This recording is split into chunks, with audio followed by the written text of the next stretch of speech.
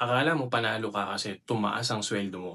Pero bakit mas lalo kang naghihirap? Ito yung salary trap na hindi tinuturo sa school at kung gusto mo 'tong malaman, panoorin mo hanggang dulo. Kapag tumaas ang sweldo mo, automatic tumataas din ang lifestyle mo. Mas magandang phone, mas madalas na kumakain sa labas, at mas malaki na yung bayarin. So kahit madagdagan ka ng 10,000 plus sa sahod, pero nadagdagan ka naman ng 12,000 sa gastos mo, ending mas napapagod ka, mas dependent ka sa trabaho, mas takot kang mawalan ng income. Hindi ka umaangat. Kumbaga nag-upgrade lang yung literal na kulungan mo. Kaya hindi sapat na magtrabaho ka lang ng mabuti.